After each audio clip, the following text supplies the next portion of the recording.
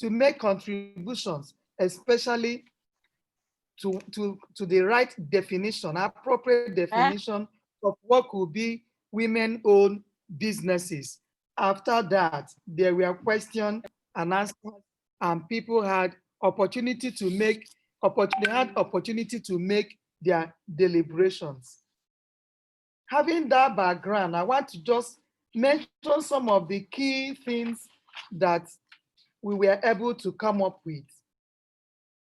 There were some objections anyway during the discussion, during the plenary, as to the use of the word preferential in the project title.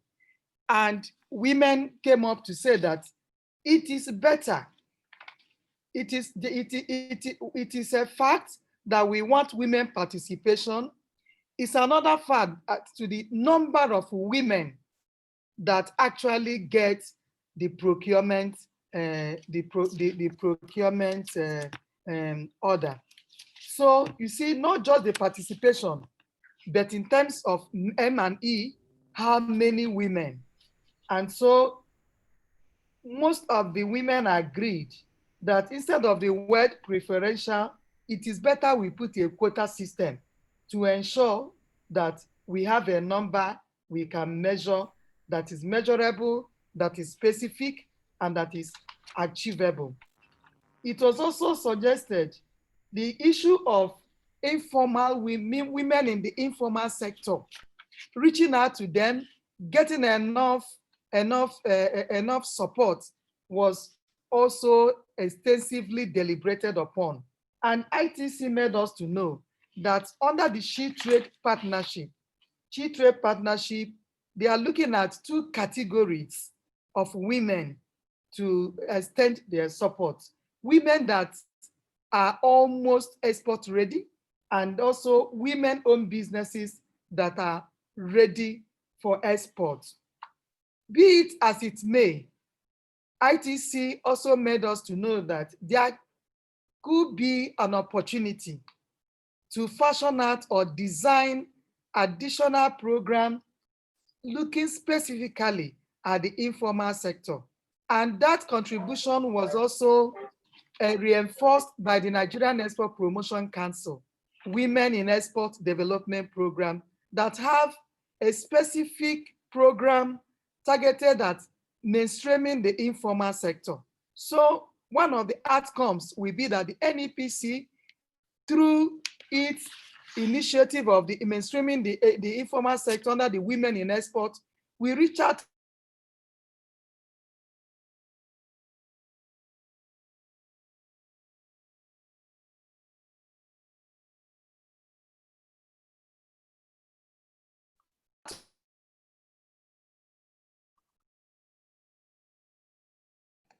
Dear Evelyn, you froze. Your computer froze. Maybe we can wait a few seconds. ITC be able of the can you hear me now? Can you hear me now? Can you hear me now, Judith? You can hear me now. Thank you. Yes, thank you. All right. Did you hear about the informal, what I suggested about the informal sector? For the informal sector, we are saying NEPC, Mrs. Ono, please, can you mute your, we are suggesting that to make sure that women in the informal sector are not left behind, because we want an inclusive, we want everybody to be involved, to be reached out, to be supported.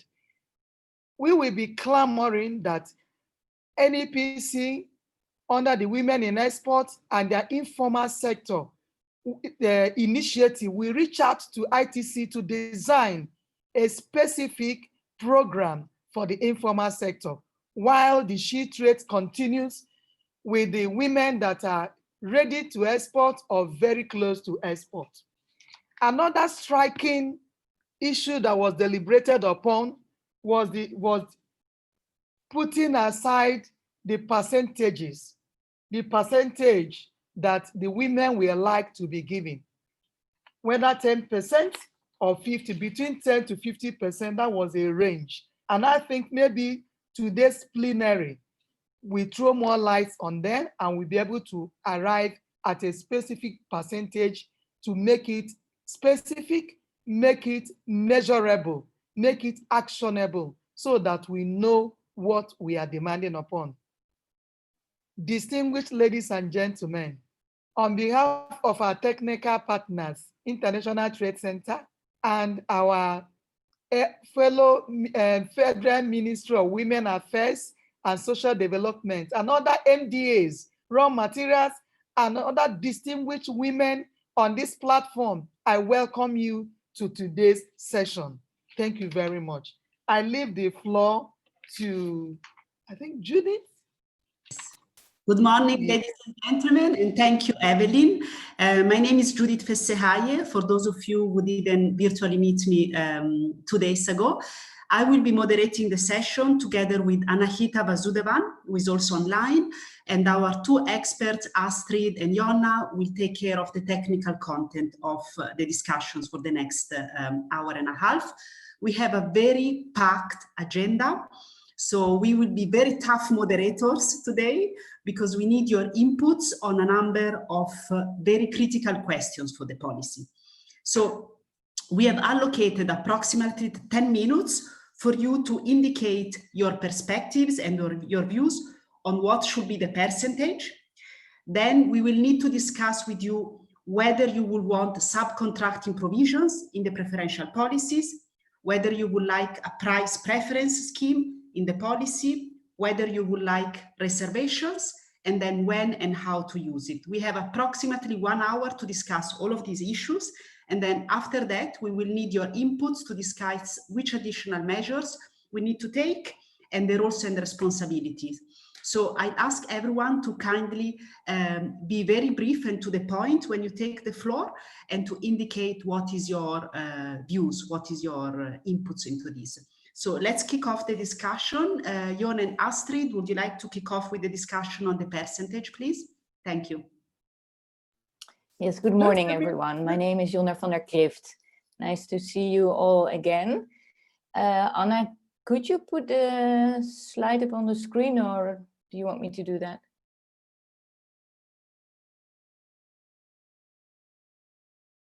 Okay, you can do the next one. Because we will continue right where we left things on Tuesday, which is the discussion on the percentage of the purchasing spend that we would like to be realized at women-owned businesses in the future. And we have already collected your input, but we also agreed that we would come back to it today. And we have a little extra explanation put in this slide that we think might help even more. The target percentage is the percentage of the purchasing spend of Nigeria realized at women-owned businesses. And it is important that this target percentage shows that it's serious, that you mean it's serious. So it should fuel the ambition to have women-owned businesses win more contracts from the government. So this percentage should not be too low. If it's too low, then it won't appeal, and it won't show that you mean serious business. On the other hand, if you make this percentage really high, it might be counterproductive, because it will be unlikely that you will actually reach it, and an objective that you don't feel that you will be able to reach is not very motivating. So we should find a percentage that is not too low, not too high. We have been talking about data on which we can base this percentage. For example, what is the percentage currently, and what is a feasible percentage considering the number of women-owned businesses in certain market sectors, and how much is the government spending there. Unfortunately, we do not have this quantitative data. We build on this data when we start implementing a program, and we start measuring which tenders are actually won by women and what the financial value of these contracts is. So this is something that we will have in a couple of years' time, but not yet. And that is why this percentage has to appeal. It should fuel ambition, not be too low. be realistic. And if you could say that you take like a 5-year horizon to realize the percentage, and you will have a path leading up to that percentage, which increases each year with like 5 or 10%. And obviously you have to evaluate how things are going, and then you can reassess the target. And if you decided, oh, it's going really well and we were not ambitious enough, you can adjust it upward. Or if it's you find out that it's not realistic, you might want to adjust it downward. But in principle, we should find a percentage that we feel is fueling ambition, yet is realistic. You're welcome to comment on this, and you're also welcome to put your suggestions in the chat, because the things that are put in the chat we can actually save so we can read them back. And what we will do, assuming that it would be nice to reach consensus today, but it might be hard. And then based on all the inputs, we will make a proposal and put it in a draft policy that will be provided for review and will be validated later on.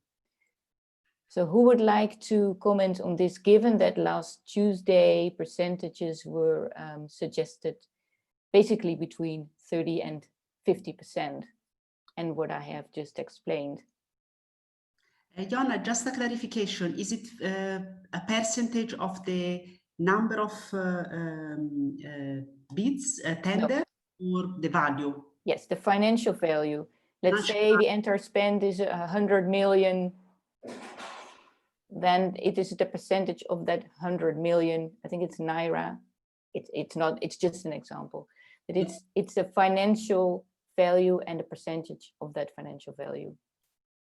So the question is, in the when the policy will set the overall goal for women's participation in public procurement, what do you think the target should be? What percentage of the total value of government procurement market of Nigeria should be allocated to women entrepreneurs? I don't see any comment. I see a 35%. Thank you. I see another 35%. Thank you. At the moment, as Jonna mentioned, it's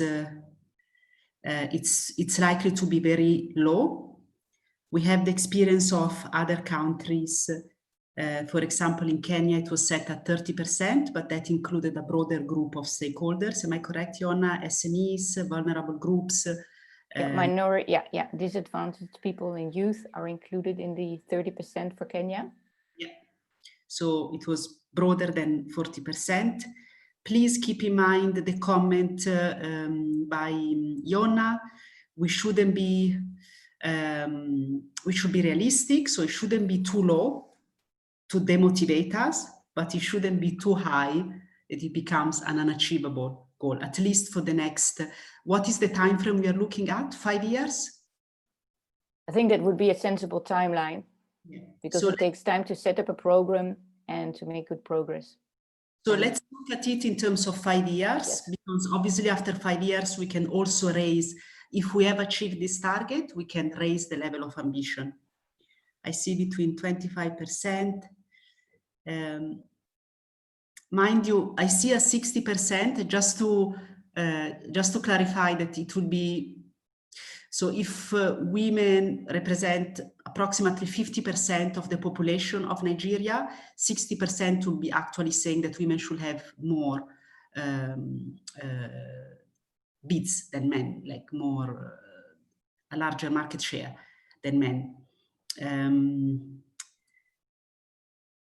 I do see quite a lot of people saying 40%. Yeah. Could anyone, for example, anyone... Sarah Ekpo or Eunice Monilola, explain where you think 40% is realistic? Obviously, it's ambitious enough, but is it realistic? Would you like to comment? Could anyone take the floor for the 50%, please? For the 40%? Elizabeth, I see 42%. That is very specific. I think Evelyn is my name. I would rather suggest we can come a little, maybe from 25, 30, and then we build up over the years. I don't know, but it's better. I'm from the government. It's better we allow the private sector to talk. Yes. Thank you. Yes. Yeah, it's better we allow this private sector speak up, please. Good morning, Elizabeth on the line. Yes, Elizabeth, please share with us your opinion. Yes, thank you very much once again. 35 to 50 is a window frame, but I'm going for 42 simply because we need to be pushed. We need to know that we need to take up the space. There are a lot of women working out there that are just there without having a specific handling section or being able to come up to the stage properly, being able to be seen. Even in politics, we should be given up to 35. That is the agreement. And we don't have 35% representation in the system as of today, in the leadership of the nation. But if we don't push ourselves and know that you need to take up the stage and work for their family, they take care of their home, they pay school fees, they do that, or not. And said last time when we had a meeting, there should be a backup set of people to help the women to package so that they can be able to merit what we're also requesting for. Thank you very much. Thank you, Elizabeth. Thank you. Hello, can I say something? Yes, please. Can I say something? Of course, please. The floor is yours. Hello, Yes, the floor is yours. can I say something? Yes. This is Leluc, Mrs. Ezenwa. I'm a manufacturer. And I have the feeling that we can work between 25 to 35% because most women are into production, but they are very silent majority. But if we put it as the affirmative action, 35%, we will all be striving to meet that target. Let's not overshoot, but between 25 and 35%, I think it's most appropriate because women have been denied the access to participate in government procurement. So if we rate it so low, we might be wiped out completely. So I think we should leave it at between 25 to 35%. Thank you very much. Thank you. Thank you very much. Any additional comment? I see other 35%. May I ask NAPC a question, actually? We know that on average, on a global average, women own or manage approximately 1/3 of the SMEs. But that's obviously a global average. Would you know what is the percentage for Nigeria? How many companies in Nigeria, formal companies in Nigeria, are registered to women? Is it 1/3? Because that could also help. Can I talk? Yes, please. Can I talk, please? Hello? Maria, please feel free to take the floor.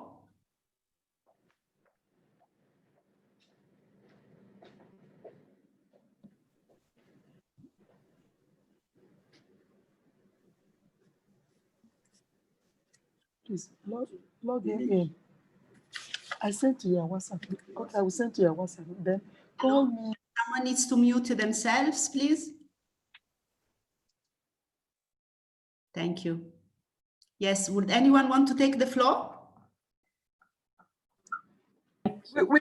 From NEPC, we will get back to you in a few minutes. Okay. About the figures, the statistics, yes. But Yes. you can go on while we come back to you on the statistics. Thank you. So what I hear so far, I hear a lot of 35%. and also a 25 to 35 and a 40%.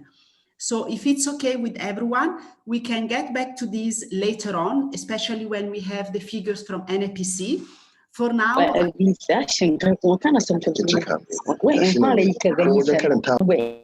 will park it at potentially 35%. I know there are some of you who will want more and some of you who will think even 35% is not realistic.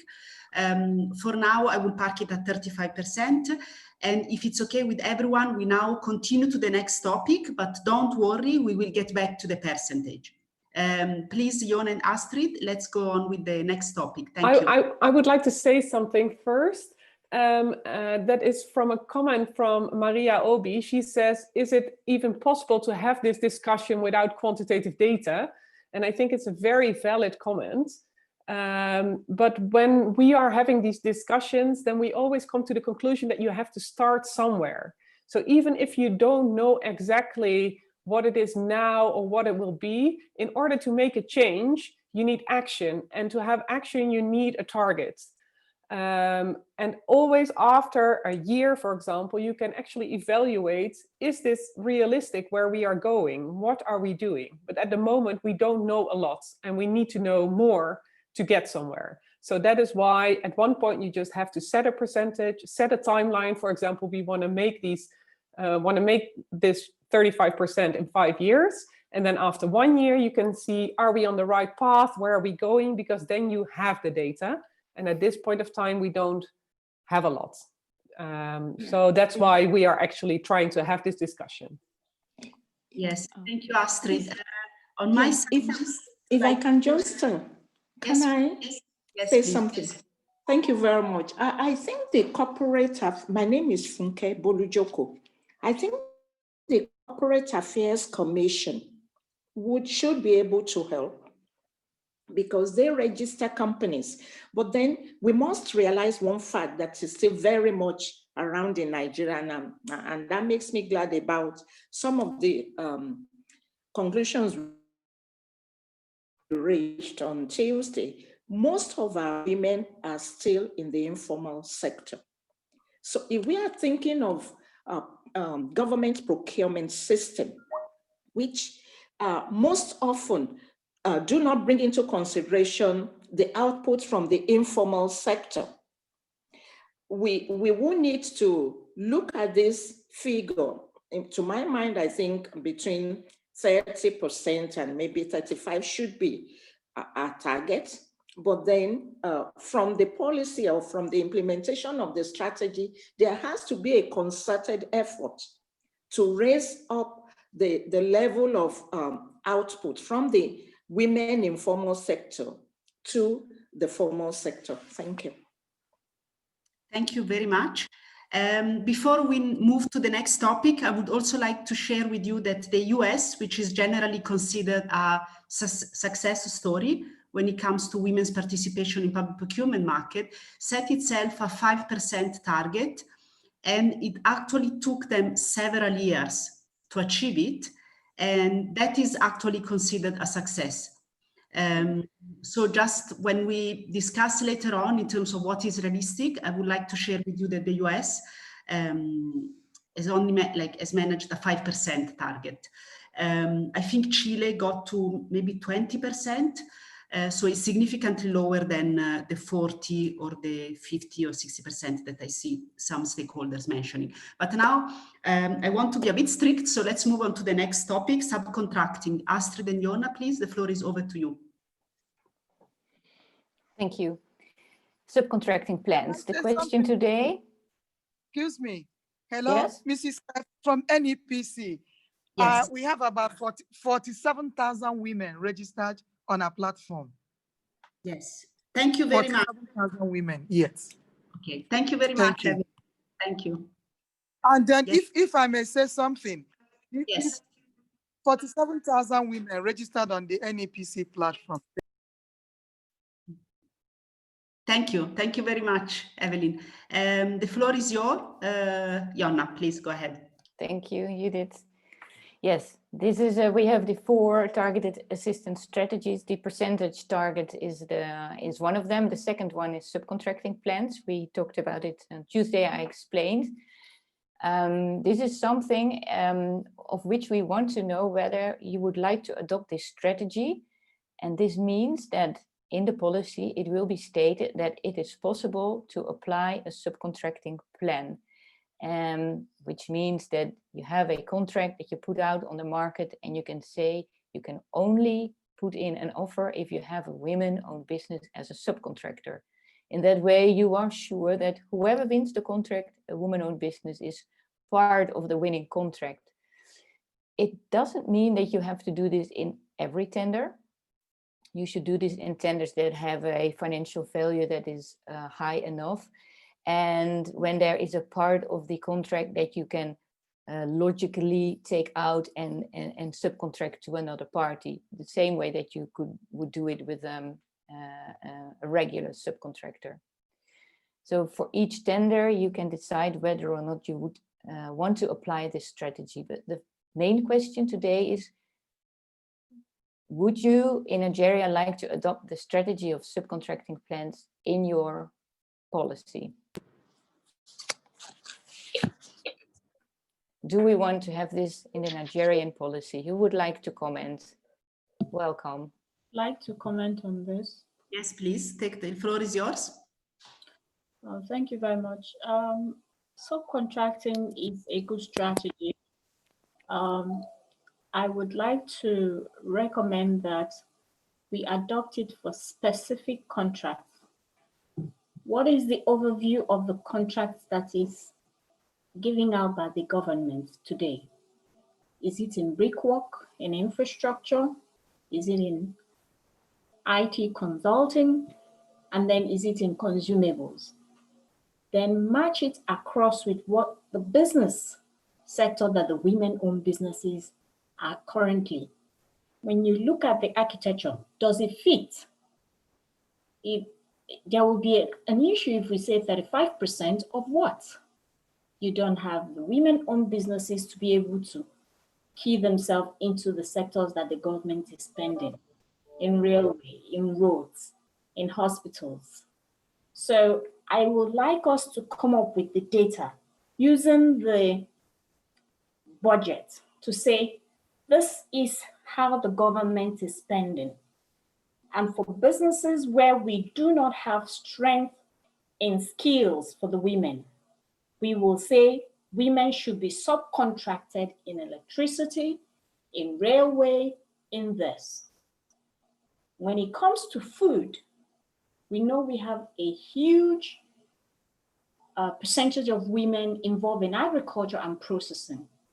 So I think maybe there may be a mix there where women must be able to, they must bid directly, and areas where they should be allowed to use the subcontractor as a way to help, even for the bid specification process where we don't have the skill to understand how to present the bid document. Thank you. Thank you. So let me get it right. Your proposal is to have it for electricity, infrastructure, and food. Is it correct? Yes, I would like us to break it into sectors. Yes, where we have comparative advantage, let's make it direct. Where we have limitation in skills, such as things like technology and engineering related, let's put women-owned businesses to be subcontracting on day-to-day. I hear you. Yeah, perfect. Thank you very much. Very clear contribution. Thank you. Anyone else? Would anyone else want to take the floor? Would you want a subcontracting strategy in the preferential procurement policy? And if yes, could you already identify for which sectors? I see. Hello, good morning. Yes. Hello, Anita, please take the floor. Thank you. Thank you very much. I'm Chief Mrs. Anita Okuribido, the National Coordinator of the Association of Nigerian Women Business Network. Yes. I really appreciate what the speaker before me has expressed, because I mentioned it 2 days ago, that we need to categorize, the sectors, for which we are actually having this procurement. But I do not agree with her that we should have, subcontracts given to women in any form. Because some of us have been able to handle the big contracts. I am in the energy sector, and I've been able to handle big contracts in the electricity sector. I happen to be the first woman to do the mini grid of 100 kVA in Nigeria. So we should not limit ourselves or limit women-owned businesses to subcontraction at all. We are actually talking of emancipation in procurement for women. So we should take the bull by the horns and use all what it takes to make sure that women-owned businesses get the big contracts. That's what we are discussing here. So I do not like the limitation of subcontraction. Thank you. Just to, I'll ask Yona also to clarify. So it's not so much as a limitation in the sense that a woman-owned business can bid as well as any other men-led businesses. Exactly. Thank you. Yeah. However, the idea is that if a large contractor does get a contract, especially this is used with foreign contractors, a percentage, I think a percentage of the value of that contract has to be subcontracted from women-owned businesses. So it's actually opening up an additional opportunity. Yona, would you like to clarify as well? Yes, that's correct. And so if you are, if you know, okay, I have the option to use subcontracting plan, then you have to decide whether it's, let's say, necessary for the tender in that respective market sector that you're looking at. Because if there are women-owned businesses, let's say, enough that can compete by themselves, obviously that is what you want. If not, and then, or if they are all relatively small compared to the non-women-owned businesses, you can say you have to work with a women subcontractor.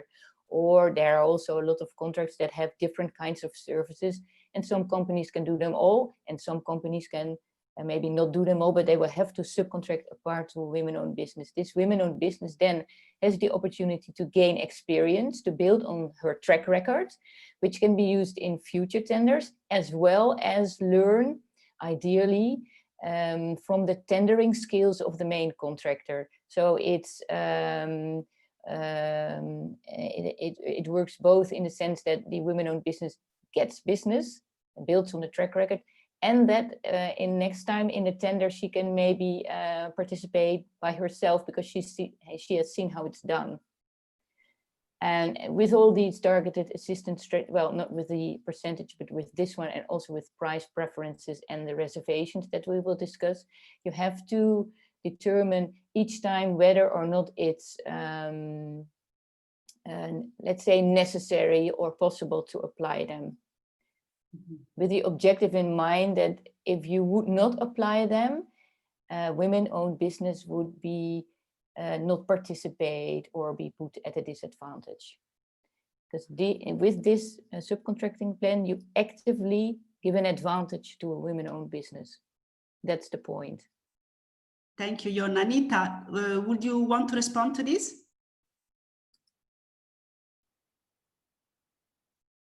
Okay, maybe we'll give her the floor. Yes, thank you. I agree with her, but I would also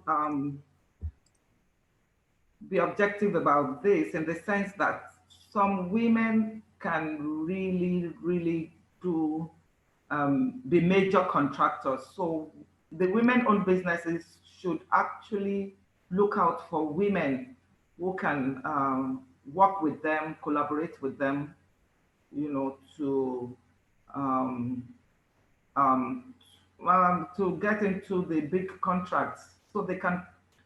We can look into collaborations with the smaller women-owned businesses for contracts. Thank you. Thank you. That's what I look at. Yeah. Absolutely.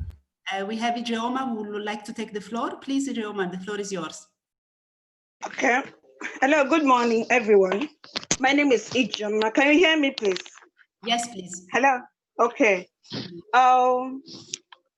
I don't agree that women should be limited, whether in large contracts, small contracts, big contracts, or what. I don't believe that women should be limited. I believe that women should be given the opportunity to perform. Women can do it. Women can do it now. And again, I don't believe that we're going to say these women will be in this sector, these women will be in this sector, this one will be in this. I disagree with that. Why? Now, I can see one or more problems coming up if we're going to do it sector by sector. I'm of the opinion that women should be allowed to procure in all sectors, because there are sectors that have many women-owned businesses there, just as the second to the last speaker said.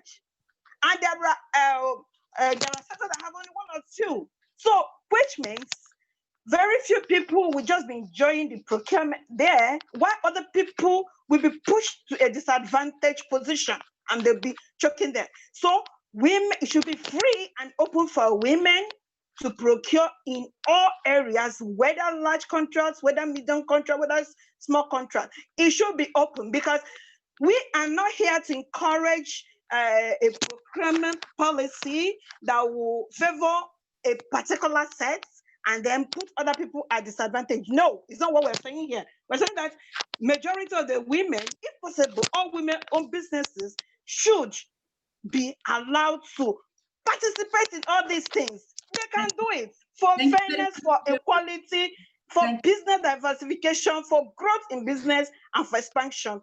Women should be allowed to do all this. Thank you very much, Joma. So I want to play the devil's advocate for the sake of discussion. I want to play the devil's advocate. Right now, women-owned businesses are allowed to bid for any contract. Right? There is no legal restriction. Nothing in the law says that women entrepreneurs cannot bid for contracts. So the problem is not that one. The problem is, and we had long discussions in January, for a number of reasons, even if legally speaking, women are allowed to bid, they're still disadvantaged. So what the subcontracting does is to say, okay, there are contracts that tend to be dominated by a small number of companies. So for example, in South Africa, I was directly working in the railway sector. So if you talk about tenders for locomotives and all of these things, usually there are 4 or 5 suppliers around the world who bid for this contract. Right? It's very difficult for a woman on business now to come in and say, actually, I want to bid for this contract. So what the subcontracting scheme does is to say, we know that there are usually 4 or 5, a handful of companies usually bidding for this. But what we want to do is, given that these companies are very large and they have lots of resources, we want to help, we want to encourage them to actually make sure that they have smaller size women-owned companies participating in their supply chains. So it's not prohibiting women from bidding, it's actually giving them an advantage. Is actually saying, we know that some sectors are very tricky, they are very difficult because they are dominated by a few companies, but we want these large companies to work with women-owned businesses. So just to clarify, that does not prevent women entrepreneurs to bid directly, but in some sectors, we know for a fact that at least in the next 5 years, it's not likely that there will be a lot of opportunities for new companies or for new entrants. I don't know if it makes sense, what I'm saying. I would like to speak. Yes. Just let me. This is Zabimbola again. I want to help us to see the perspective, and I would like to do it with an example. Currently, we're building rail lines in Nigeria. Those projects are being given to national government. We have CECC building the rail line. To bring it home, if every 10 kilometers of that rail line is contracted to a woman-owned business, that's what we're trying to talk about. So at the point of bid, if it is a government from China, from Germany, from Russia bidding the job, and the government says 20% of this contract that we will grant you must be subcontracted locally to women-owned businesses. It does not say a Nigerian woman cannot bid for that job with her own consortium. But what it does do for us is, if peradventure a Nigerian woman doesn't win that job, we still do not lose out completely in the infrastructure deployment. We still have opportunity to participate. So what it does for us is it gives us an advantage where we're currently very disadvantaged. Thank you. Thank you very much. This is the best explanation, I think, of the subcontracting plans. Thank you very, very much. I see a lot of positive comments. I see one very relevant comment that says, please let us be careful of subcontracting. We need to define where our strengths are so that we do not end up fronting for men. Let us look at capacity building first.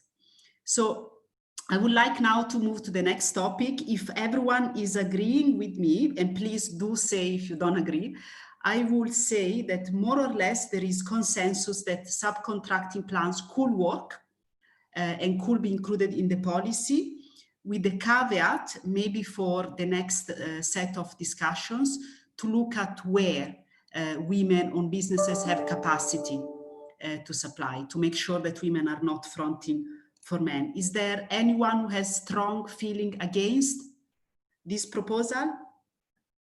I can see no, okay, no objection.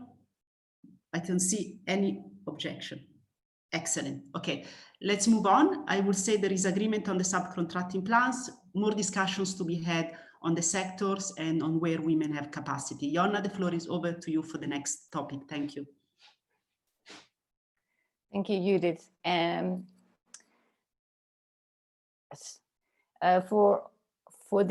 For subcontracting plan, also for this price preferences, and for the one that comes after this, which is reservations, I hope it's now clear that these are extra things you can do, besides the fact that women-owned business can always compete. And these are just to help to get to the target percentage that we are going to set. A price preference is one of the possible assistance strategies. And this means that usually in a tender, all offers are evaluated both on quality and both on price. You get points for quality and you get points for price. And the combination of that determines who is winning. And with this strategy, the people who evaluate the offers, they give extra points to the women-owned businesses for their price. And this is based on the idea that the women-owned business offers good quality. She can do the job, but because the company is not yet that large or does not have yet that long track record, she cannot yet compete on price as larger enterprises with a longer track record can do.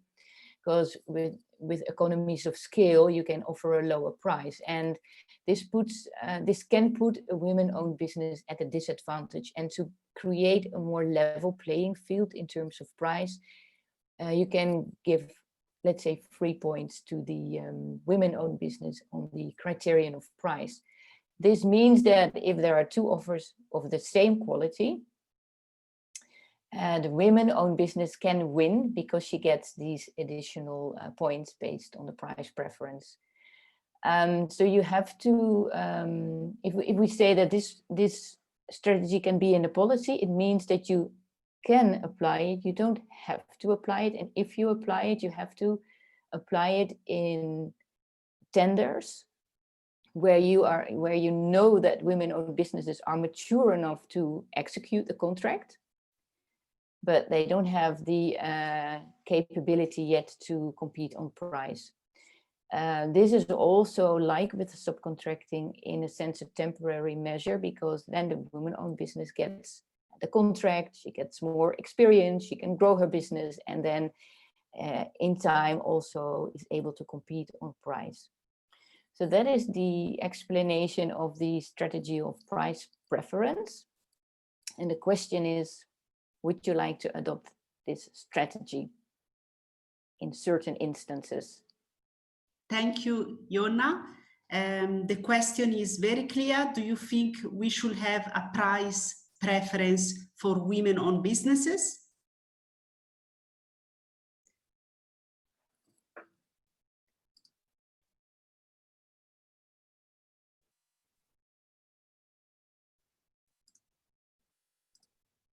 I'm opening the floor. I see a no price preference. Inclusion is key. In Excel, okay, I see 2 comments that seem to say no. I see a no. Just to add to that, so you're saying yes or no to the option to have price preferences in a certain tender. So it's not like you're saying yes to all the tenders. It's just that if you would include it in the policy, then for each tender, you would have the option to actually apply it. If you say no, and you put in the policy, no, Nigeria is not doing the price preferences targeted assistance strategy, then nobody will ever be allowed to apply it. So it's a yes or no to the option of doing the price preference. Thank you, Astrid. Very clear. I see a no objection. I see a yes if quality is the same. We will note that down. Thank you, Madame Maria. So maybe just to reiterate, Astrid or Yona, the bids will be assessed on the basis of quality, etc., and everything else being equal, correct? A woman-owned business will have a preferential margin. Yeah, so let's say that you have 2 identical offers, one of a women-owned business and one of a man-owned business, and the quality is assessed as exactly the same, and the price is exactly the same, then the women-owned business would win. And even depending on what kind of point scheme, of course, you choose, even if the offer of the women-owned business, the price is a little bit higher, or maybe even a lot higher than the offer from the other company, then still the women-owned business could win. And that's why we say that it's important to know whether the quality of the offers is good enough, whether the quality meets a certain standard that you need for your contract to be executed. Thank you very much, Astrid. This clarifies. I see no objection, no objection. Perfect. May I ask what is usually the price range? Is it 2%, 5%, 10%? It's really difficult to say, because it also depends on how you have divided the balance, so to say, between quality and price. So if you, for your tender, quality is very important and it determines, let's say, 80% of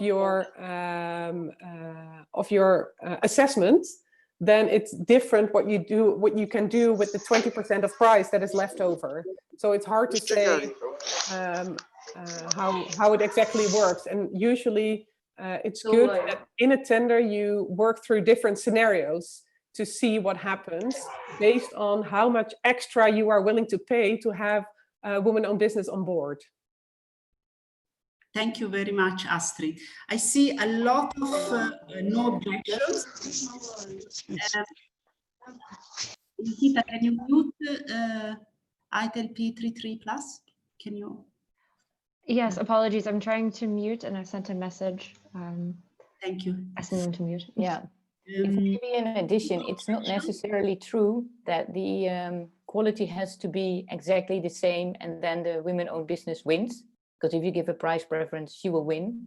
It could also be that the quality of the offer of the women-owned business is a bit lower than the quality of another bid that you have received. But due to the fact that you have a price preference, she can still win.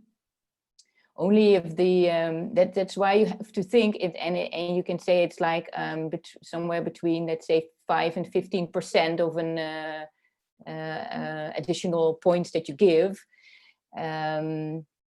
that the higher price cannot compensate, well, it's a bit technical, but cannot compensate too much of lower quality. Mm-hmm. Thank you, Jonna. From the comments, from the chat box, I see that there is a lot of support, but also a few comments that would like to make sure that the quality is not impacted. Yes. So but that means that you have to know very well what your minimum level of quality is, and that you are willing to settle for that. Yeah, okay. If you want more quality, it may mean that the women-owned business is not going to win. It's not. This is not to make sure a women-owned business wins, but it's to lift a bit of their disadvantage. Okay. To make it easier for them, but not to ensure that they win. I think, okay, I see. It looks to me, maybe this is something we can somehow incorporate in the policy, that the quality and technical specifications, etc., should be a tie, because I see a lot of concerns on the quality issue. They wouldn't want a preference on quality criteria. Yeah, I remember this also from the January consultations, the dialogues that we had, like we want a level playing field. So why should we put it in at an advantage in terms of price? But the reason, if you do it, to do it, is that the women are equally good at what is supposed to be done, but they don't yet have the economy of scale to provide the same price level as their non-women-owned business competitors. Okay, thank you very much. I see maybe Madame Aisha or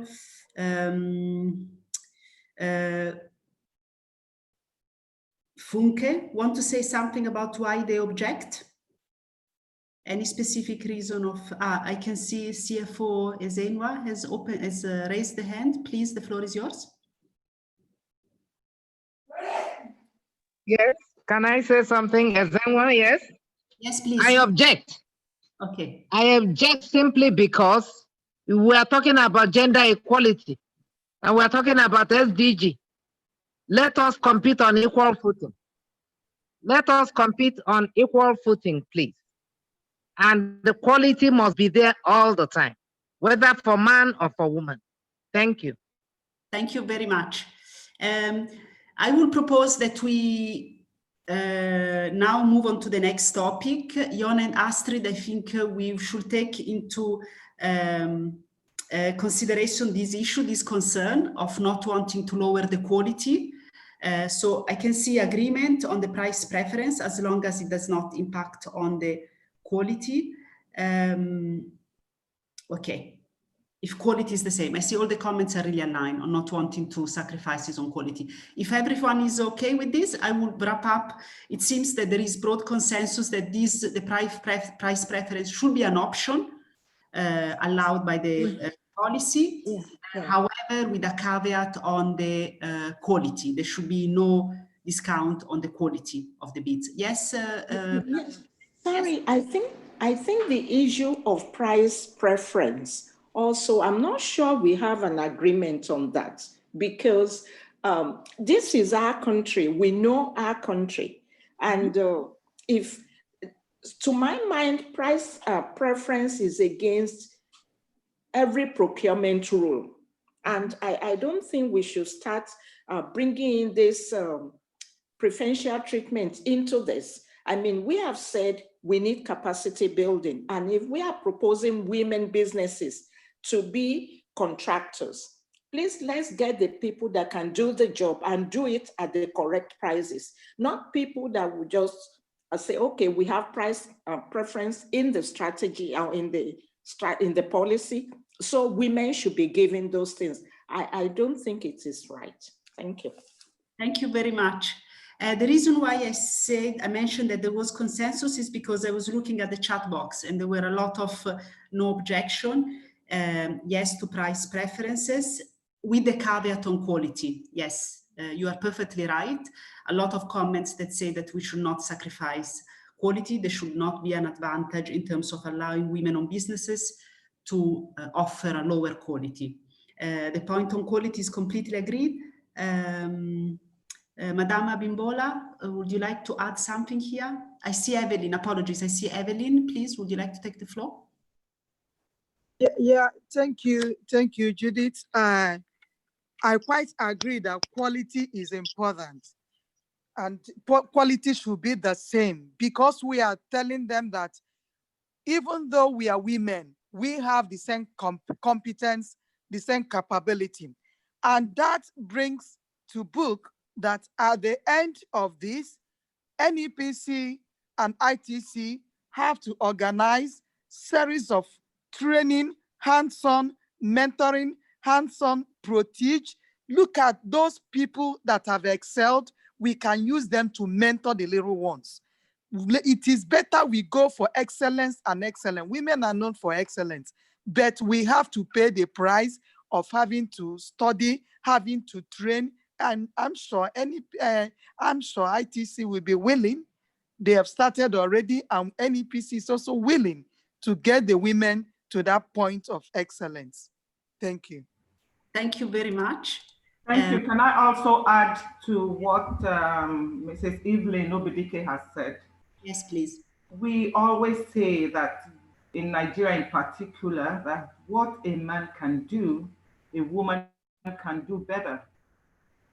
I really have written on the chat box that I object to this price preferential treatment, because some of us have been in contracting business for years, and we have not even looked into this preferential treatment. We go into the field with the men and we compete with them, and we have been able to win contracts.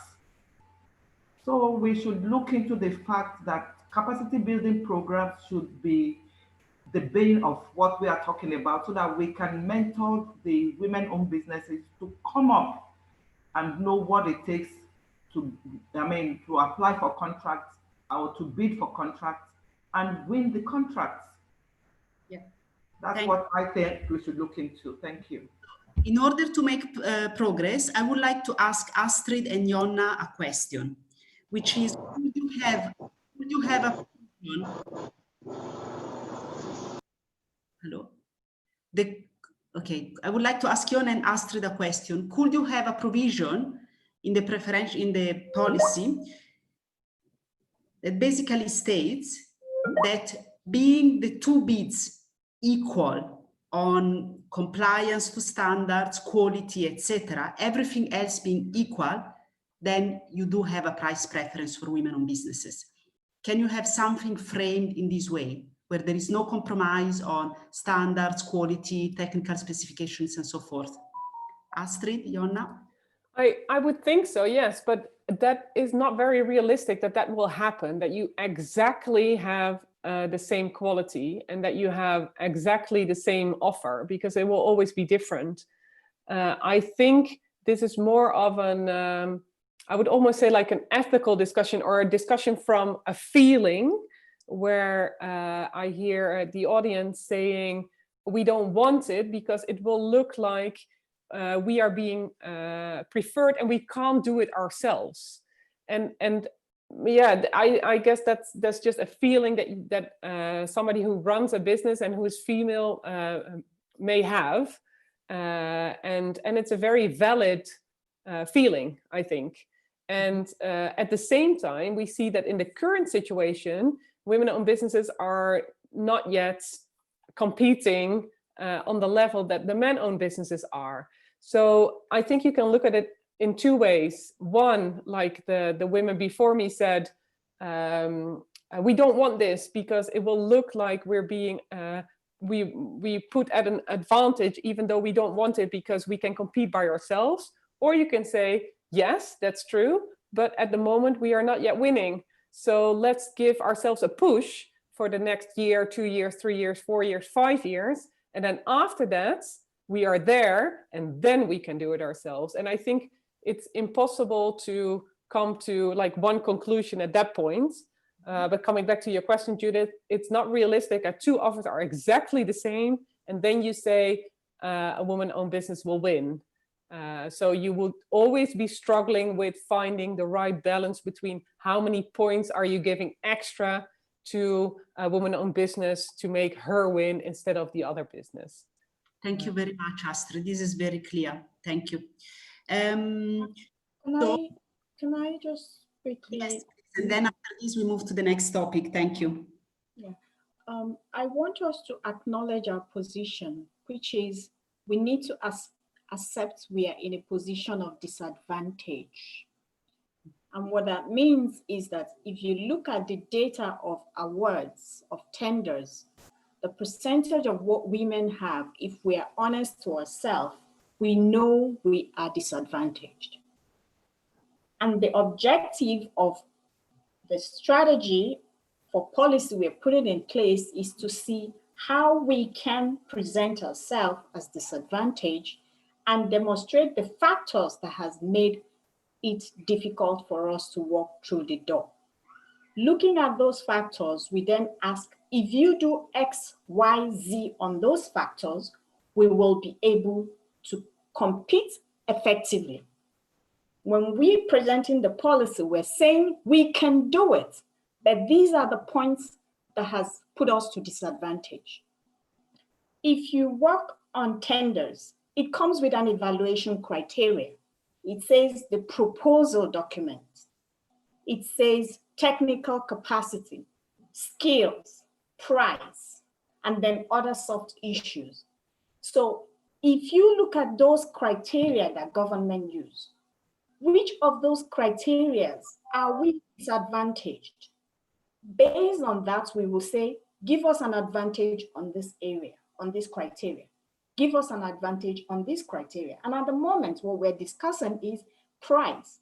Because the unit cost of production for us is higher, we are saying we will generate the same quality, but at a higher price. Therefore, if we are 5% higher, if we're 7% higher, you can absorb that cost so that you can put a woman business in the tier of people to be selected. I think that's what we're discussing here. Thank you. Thank you, Madame Abimbola. As usual, very good analysis. Thank you so much. Could I have a reaction on the chat box for a few seconds, and then we will probably park this discussion and move on to the issue of reservation, because after that we will go back to all of these three strategies together.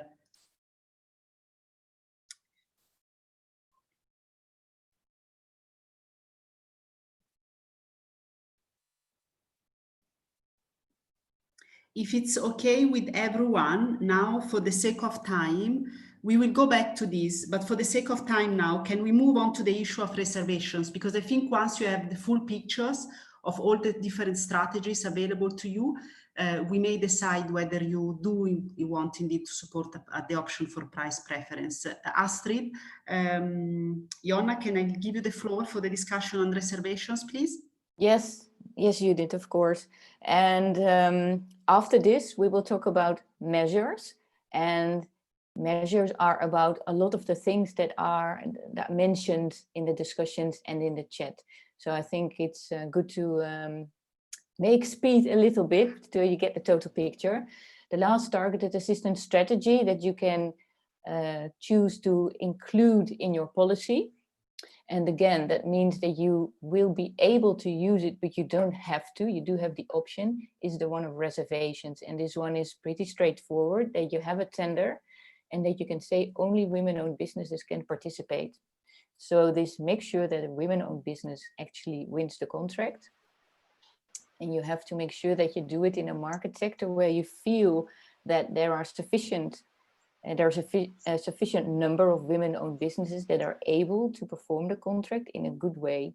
That if you don't use the option of reservation, that they will be that they will not win the tender because the non-women-owned businesses will be too strong. So it's a strong assistance strategy because you exclude the non-women-owned businesses. Yes, can we open for discussion? Please. What is your feedback on this option? To reserve some tenders only to women-owned businesses. Would you feel that will work? Can this be more explicit, please? Yes. Would you like the experts to explain this strategy again? Yeah, for example, you have a tender in a market sector where you know women-owned businesses are present, but they are still, let's say, underrepresented or low in numbers, and they are new on the market. And you want to give them the opportunity to grow and get a contract so that they can build on the track record. With the same reason, basically, that you use the other assistance strategies so they can grow, they become stronger, and they also can benefit in the future from economies of scale. So if you have a market sector like this, where there's other competition as well, but you don't want to give the other competition a chance because you want specifically for that market sector, women-owned businesses to grow because you believe that they have potential. And then you can say only you can participate. Thank you very much, Joanna. I see Evelyn has raised. Thank you. Yes, can she tell us, give us practical examples or even countries that have used this strategy, these reservations? Can you be more specific? Do you have examples where it has been used? Which sector, which country? So that we can understand, we can put on our thinking cap. Thank you. Yes. It's hard to give examples because it's specific for each country and each market sector. And it's also, it can, for example, support another strategy that you have in place to support women-owned businesses as part of a program, for example, that you are implementing in a certain market sector, or for example, in an exporting program, and that that focuses on a certain market sector, and that you use as one of the measures in that sector to give the women-owned businesses the opportunities to win contracts and strengthen themselves. It's a bit hard to see this one just on itself, because you have to have knowledge of the market sector, and it works well if in that market sector more active action is taken towards mainstreaming gender.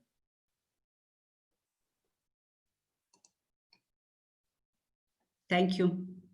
Can we see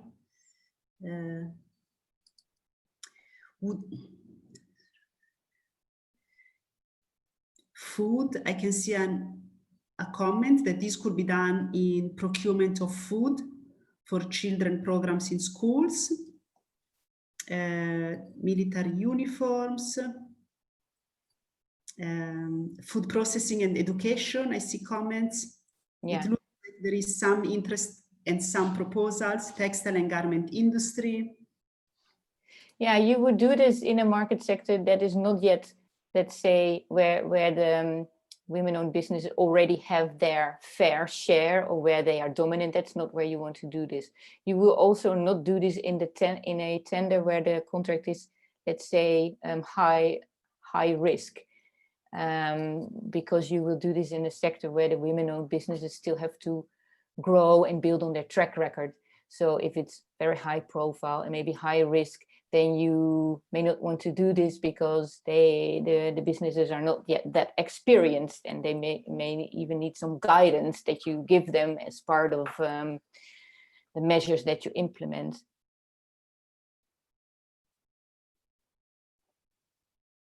So let's say the example of this food for schools, if food is not yet already dominated by women-owned businesses, then this is a nice example, and say, okay, and we will hire only women-owned businesses to provide for the food, for example, in this region.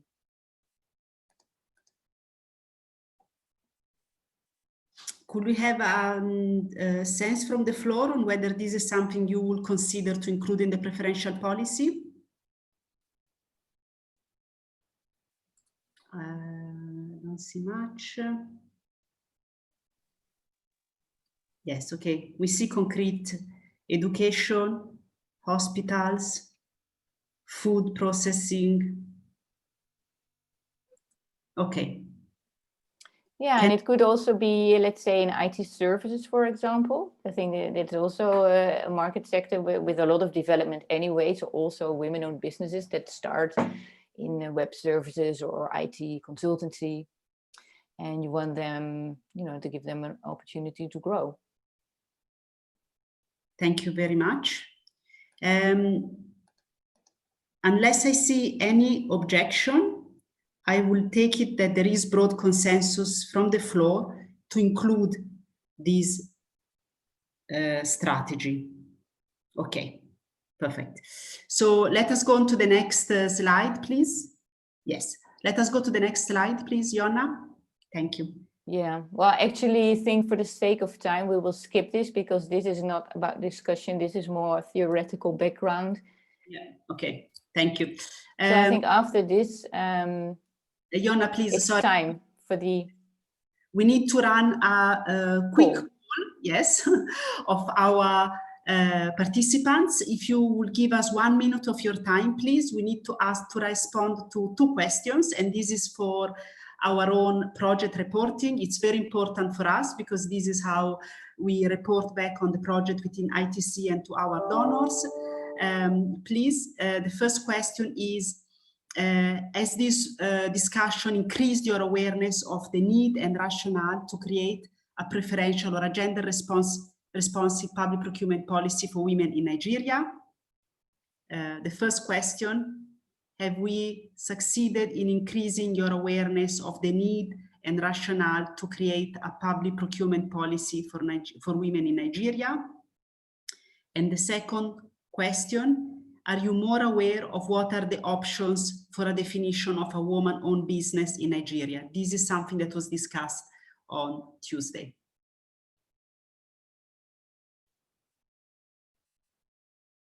Thank you. We'll invite everyone, please, to respond.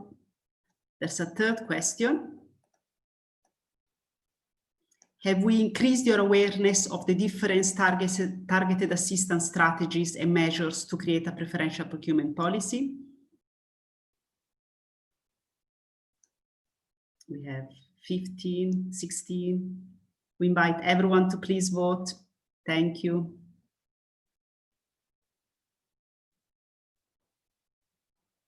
%30 of you have voted. We'll wait for the next group.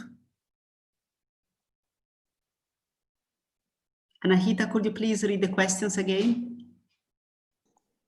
Yes, thank you, Judith. So the first question is, have we succeeded in increasing your awareness of the need and rationale to create a preferential public procurement policy for women in Nigeria? So the options are achieved, and not applicable. The second question is, has your awareness improved on the options for a definition of a woman-owned business in Nigeria? Achieved or not achieved? And the third question is, has your awareness increased related to targeted assistance strategies and measures to create a preferential procurement policy for women?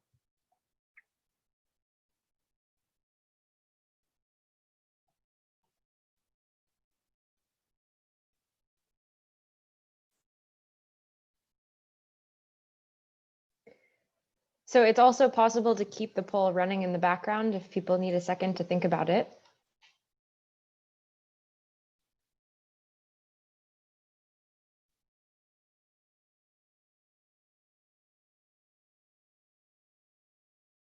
We will keep the poll open. Thank you very much. I will invite everyone, please, to continue voting. We have almost 56% of participants have voted.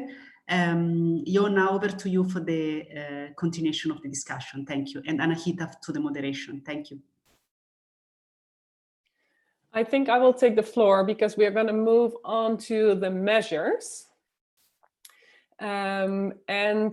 This really touches upon a lot of things that have already been said today and also on Tuesday.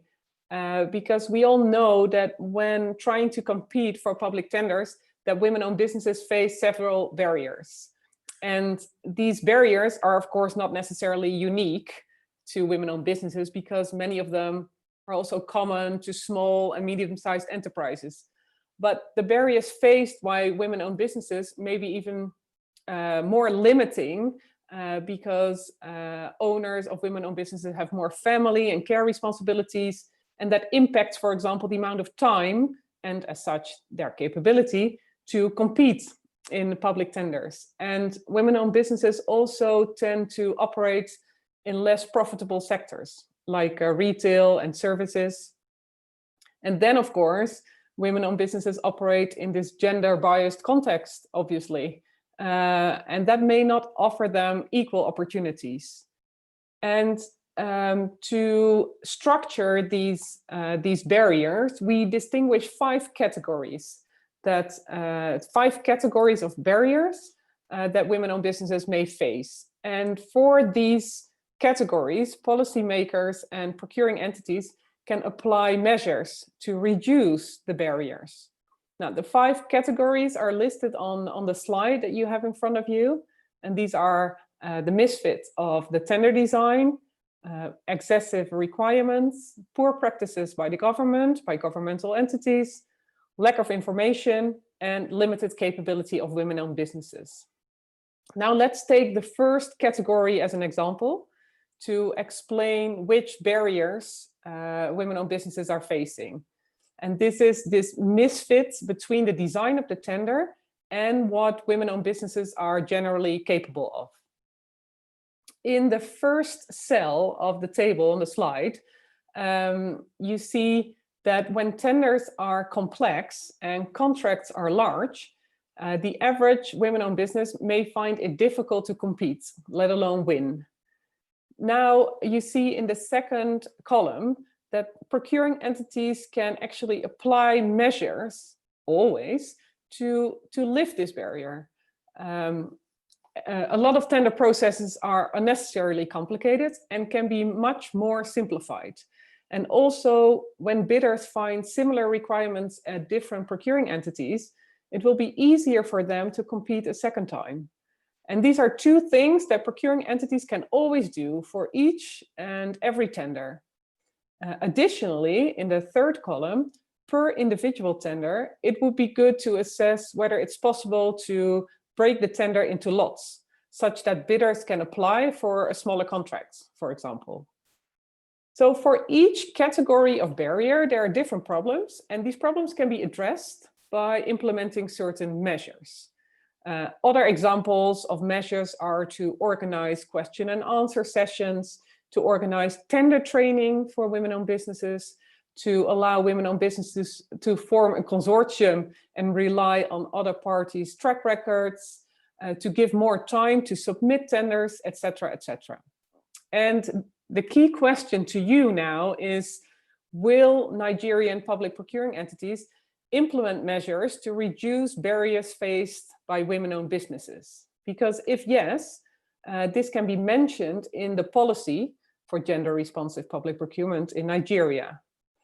Who would like to answer this question or say something about this?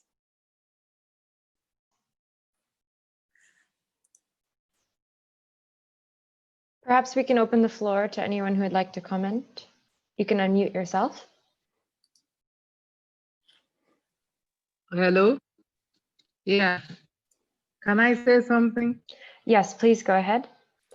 Yes, I agree completely with this first barrier on the misfit of the tender design. We have the Federal Tenders Journal in Nigeria that currently is responsible for advertising all contracts.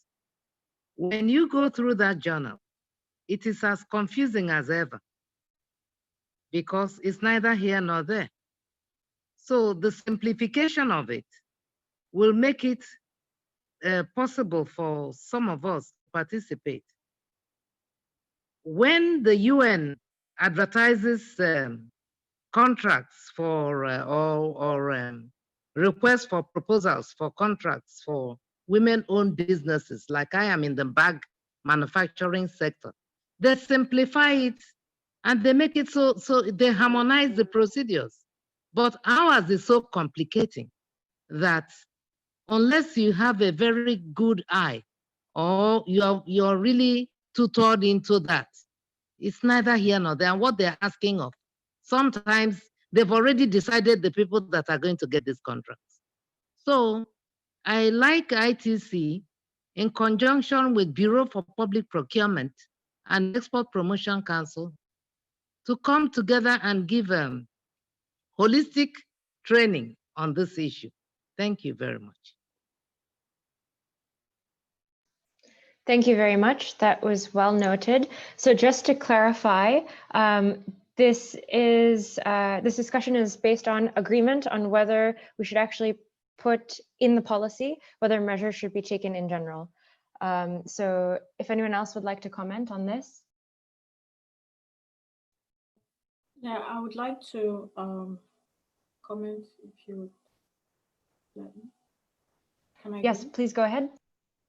Yeah, I will agree that we apply measures for the strategies that we're putting forward. I agree with my colleague, Mrs. Ezewa, who spoke. If you do not have preview of the national budget, it will be difficult to understand the job that is being talked about, even when you are a technical expert in the field. And the way some of the tenders are designed is such that you will need additional information. Unfortunately, there is no process of tender works that allows for questions to be asked to have better understanding. The other thing I would also like to point out is before these tender documents come out, there are requests for proposals and requests for information that had happened prior. It will help if those informations are shared with us so you can tie the tender you are actually responding to with the information that is designed to address that problem.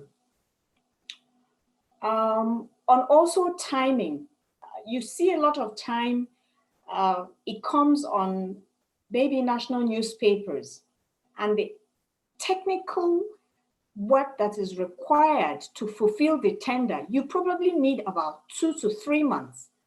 If you were to create a consortium because you don't have all the parts of the technical know-how to deliver that project, but maybe you have 60%, but you need to go in with another company. You do not have sufficient time to engage in relationship building and consolidation of the solution to be able to submit in time. So I would like us to look at that time for preparing tender. Thank you, as a measure. Thank you. That's very clear. And I think that we have a whole list actually of measures that you can apply. And these are categorized into measures that you can always apply and measures that you can consider per tender. And now the overarching question is whether we will put in the policy that these measures need to be adopted. That they should be applied when going through the procurement process. And this can also be very simple, like for example, using gender neutral language in your documents. And all, like I said, a whole list of measures. But for now, for the policy that we want to draft, a decision needs to be made. Do we put in the policy that these measures should be implemented, yes or no? Or is that something that we want to leave out of the policy and let procuring entities do by themselves as they please to reach the target that is being set? Thank you, Astrid. I see Ms. Obidike has her hand raised. Would you like to speak?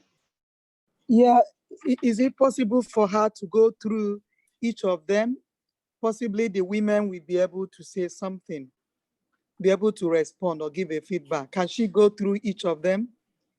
I could, but that could be that could take a little bit long. I'll give you a few more examples. So, for example, like I said before, that you would allow for joint bids with the option to rely by the woman-owned business on other parties' track record, because your track record is not yet long enough. It can also have to do with the sufficient time, like I said, to submit tenders. It has to do with providing free access to contract notices and to tender documentation. It can have to do with inviting women-owned businesses actively, proactively to bid. So looking for women-owned businesses in the specific sector and approaching them and asking them to bid. It can have to do with organizing tender training for women-owned businesses. For example, setting up a tender help desk and appointing a contact person that can actually be reached.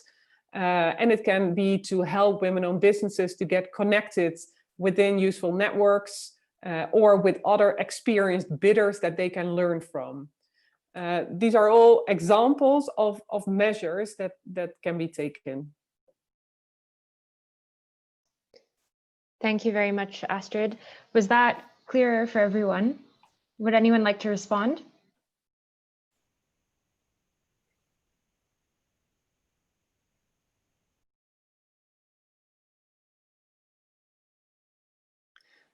I think somebody says also in the chat they should be applied, please, and simplified so all participants can understand.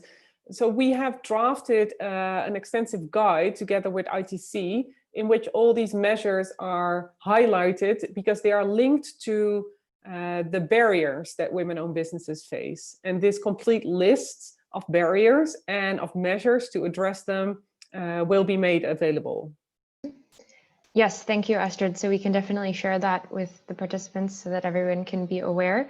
Can I get a general sense of whether there's agreement on this question? I'm seeing a few participants saying, yes, please adopt any measure that can help us. Do you all agree with this?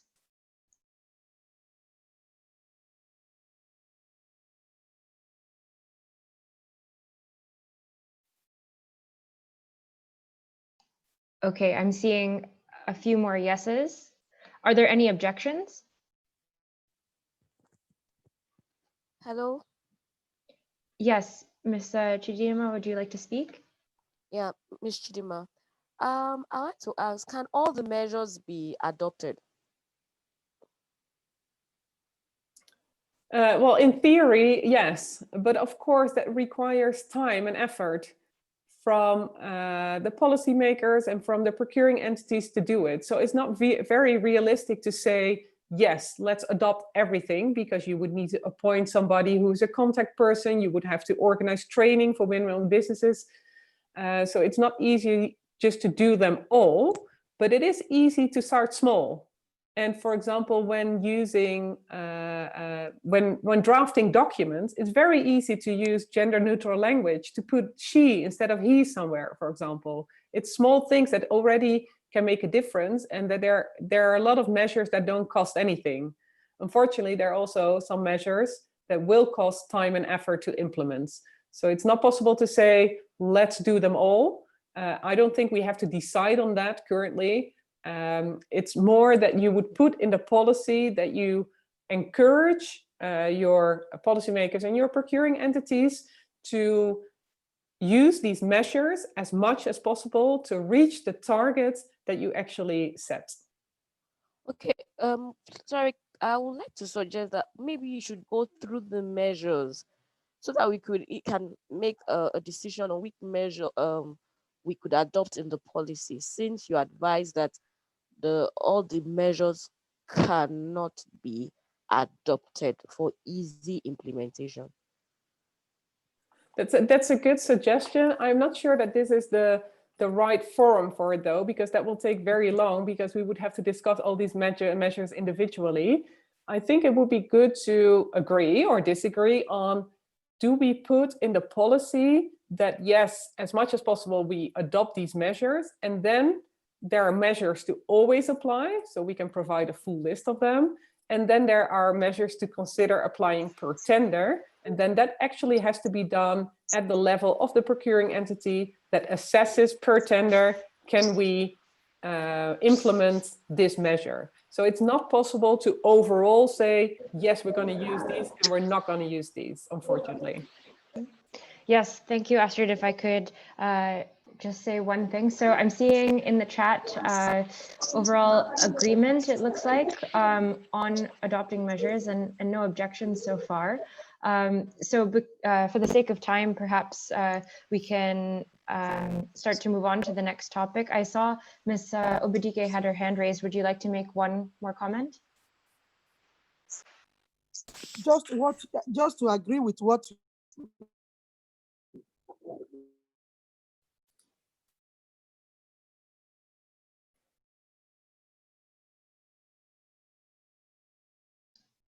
Okay, I'm afraid I lost the sound for Ms. Obadike, but I think I heard just to agree yes, on what was said. Okay. yes, go ahead, please. Okay, thank you so much. Well, the more the merrier. Wherever we help our women to get it, let's go for it. Okay, great. So with that, perhaps we can move on to the next topic on responsibility. So I hand the floor over to Astrid. Yeah, thank you, Anna. Yeah, and this is the last bit actually of a policy, a gender responsive public procurement policy, but it's a very important one, and it has to do with responsibilities, because it's nice to have a policy, but this remains a piece of paper unless it's widely carried, supported, and when different key stakeholders act based on what is actually in the policy. And as has been said before, at one point you need to decide just to start, such that more data becomes available. But that requires action, and that starts with ownership of the policy. The questions that you see on the slide in front of you, they need to be addressed in the policy. And it would be good to hear from you whether you have an answer or maybe multiple answers to these questions. Who can I invite to speak up on this? So perhaps we can take the first question and pose it to the group. Who owns the policy?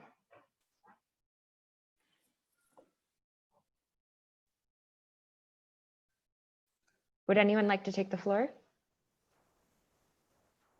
Okay, I can start. In the context of how Nigeria works, so my hunch will say we should look at 3 people and then narrow it down. First will be the Federal Ministry of Finance. The second will be the Bureau of Public Procurement. And the third will be Federal Ministry of Industry, Trade and Investment. These 3 entities, by the nature of their mandate, have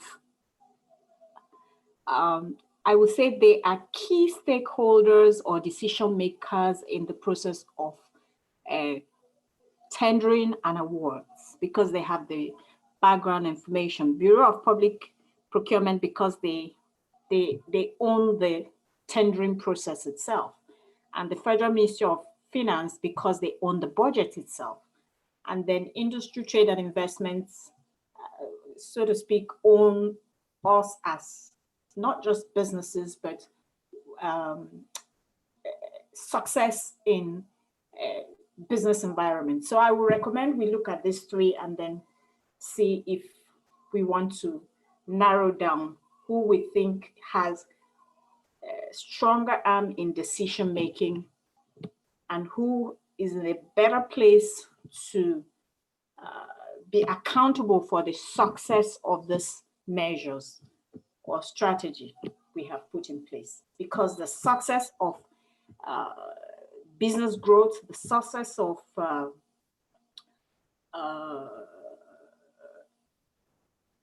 enterprise sits within each of them. Thank you. Thank you, Ms. Abimbola. I think this is well noted. So just to recap, we heard Federal Ministry of Finance, Bureau of Public Procurement, and Federal Ministry of Industry, Trade and Investment. I see Ms. Zainab has the hand raised. Would you like to speak?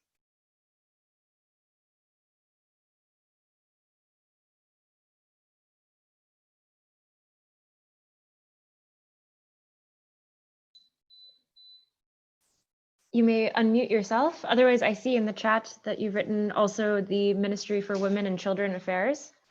I can note this down. Do people agree with this? Hello, I have a question Yes, thank you. concerning who owns the policy. What's actually the role of trade support institutions in owning the policy as well? Astrid or Yona, would you like to take that? Yeah, the ownership of the policy should reside with the government, a governmental organization, and trade support institutions are very much needed to implement it and make it a success. But ownership should be with the government. Can I say something? Yes, please go ahead. All policies are owned by the federal government. All policies, starting with the president, the secretary to the government, they own the policy. The Ministry of National Planning, Budget and National Planning, they own all the policies. Before you talk about the Federal Ministry of Finance, all these other ones, it's the presidency. It is currently in the presidency that you have the ease of doing business that is residing in that place.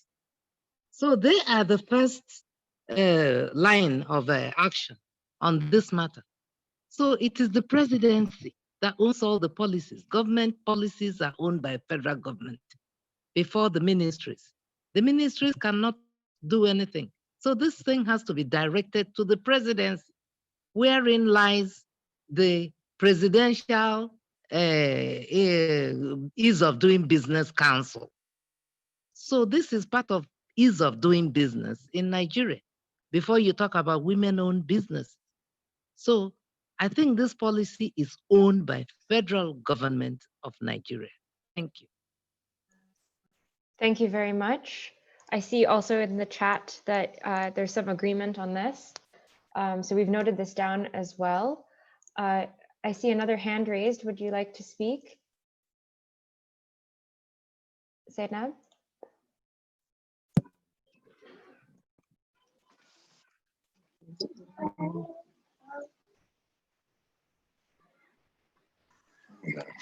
Hello, good morning, everyone. My name is Zainab Bladen. I'm the CEO. Hello, can you hear me? Hello, can you hear me? Yes, we can hear you. Okay. My name is Zainab Bladen. I'm the CEO of Berzonko Global Nigeria Limited.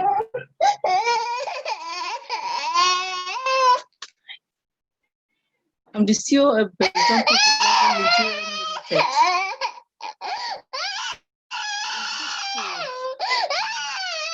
It's good to invite for the Ministry of Women and Children.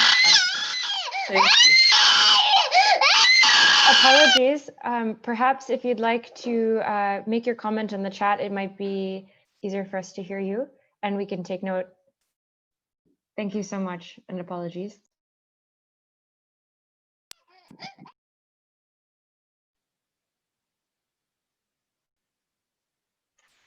Would anyone else like to comment here?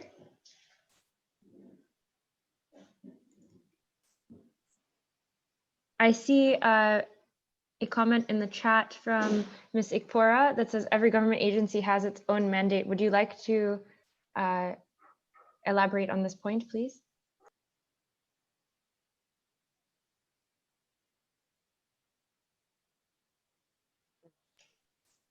And to follow up on that, I see a few comments in the chat saying we have to ensure that any agency who has the policy will adopt it as part of their mandate.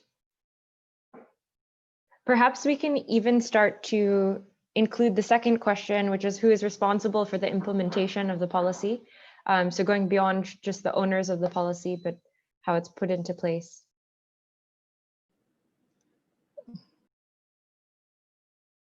Would anyone like to speak?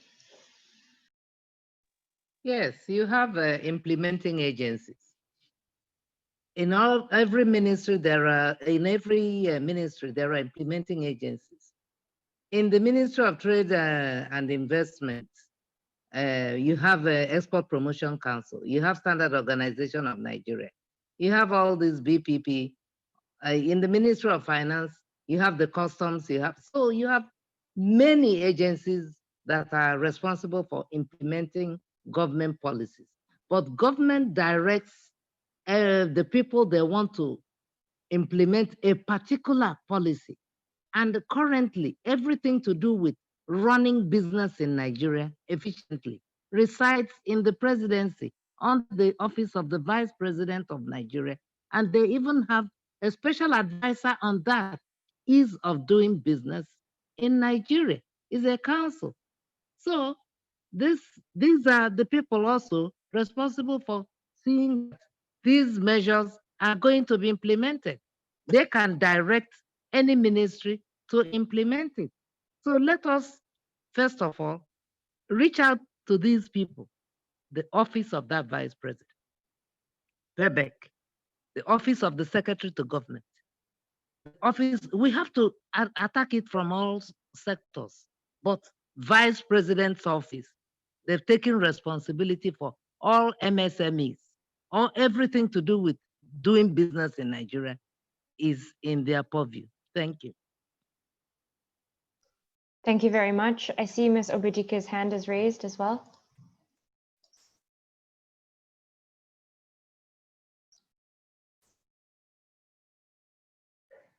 Ms. Obidike, would you like to speak? Yes, can you hear me now? Yes.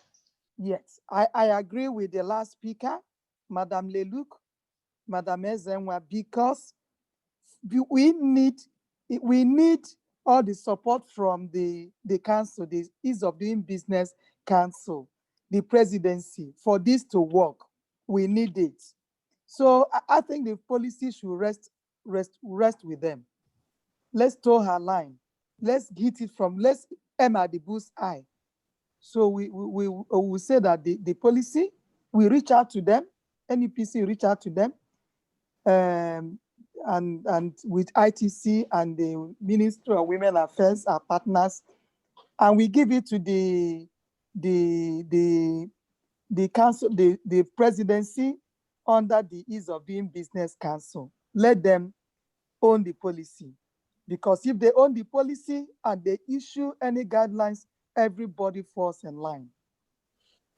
Thank you. Yes, thank you very much, Ms. Obidike. So if I'm hearing you all correctly, it sounds like we propose this for the President's Ease of Doing Business Council, but then in terms of implementation, it sounds like many agencies would be involved in the implementation.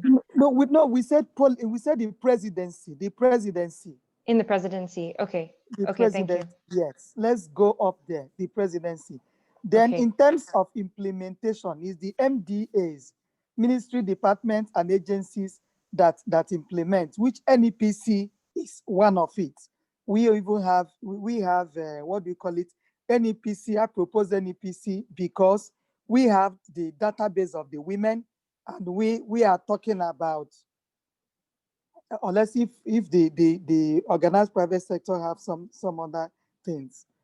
Okay, I can wait here. Let the organized private sector say something. Yes, thank you very much. Thank you. So we've noted this down. For the sake of time, because we have just a few minutes left, perhaps we can come back to these questions of who's responsible for checking the status, and who measures progress on the targets, and monitoring and evaluation, as that would also be tied to the implementation. So perhaps I can hand the floor back to Ms. Obidike for summary and closing. Please. Sorry, please. There's a comment I want to make, please. Sure. If I may. The last one is really, really important. Who follows up the monitoring and evaluation? I think it needs to be discussed, because that's where the issue of transparency and accountability will be known, so that everybody, the issue of this policy will not just be one of those policies that comes and goes and nobody knows if the policy is being implemented. So I think we should discuss this last one. Who follows up in the monitoring and evaluation? Thank you. I have a question to ask, if I may. Yes, Can I? go ahead. Okay. I do not understand if FEBEC is set up by an act of Senate. And the reason why that is a concern for me is because we do not want to set a policy, reside it in an arm of the presidency that will leave once the current government is voted out of power. So I would like us to research that, be sure that there is an act of Senate that has established PEBEC, so that if our current vice president, who is very passionate about businesses, SMEs, and women businesses, is no longer in power in 2023, we would not have made a fertile effort. Ms. Obidike has a better understanding of this, I will reckon. So if she can come back to us before we make this decision. Thank you very much.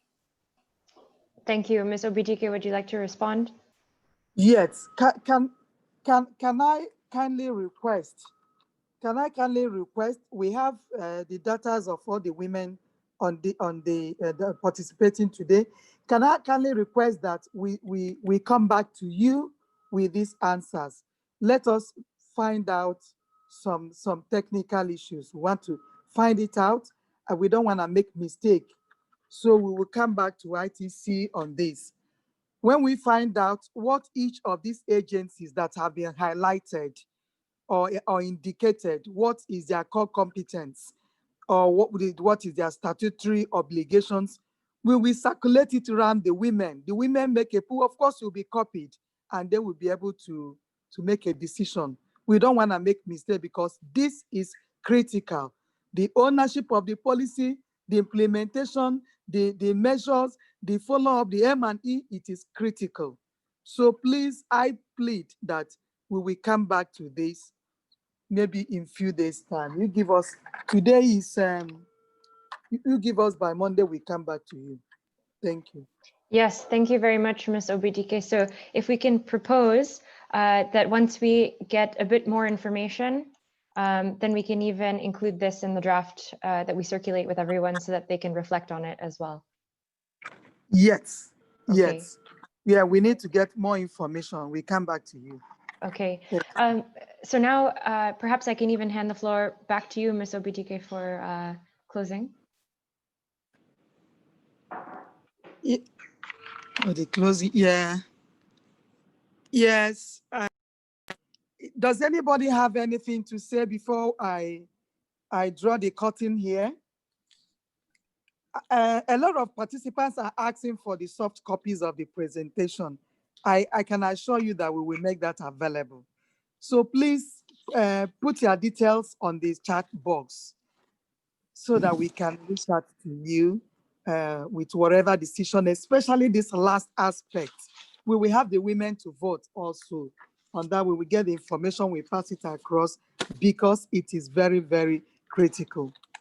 Does anybody have anything to say? If not, on behalf of the Executive Director and CEO, Nigerian Export Promotion Council, Mr. Olusegun Awolowo, who, while we were on this webinar, he called in to find out how we are doing, to show you how passionate he is in moving the Nigerian women to the next level in export business. And also the Ministry of Women Affairs and Social Development, and our technical partners, the International Trade Center, and our experts and the women who handle the plenary. I want to say thank you very much for every woman and every man also. I saw some men that also keyed in for making this a very, very robust sessions. Thank you very much. And we assure you we send out the presentations and also reach out to you on this last issue on responsibility. Thank you very much. Please put your details on the chat box so that we can reach out to you. Thank you. Bye. Say bye-bye. Thank you very much. Bye-bye. Thank you. Yeah. Bye-bye. Bye-bye, everyone. Bye-bye. Bye-bye. Thank you very much. Bye-bye. Thank you. Bye. Bye. Bye. Thank you. Bye.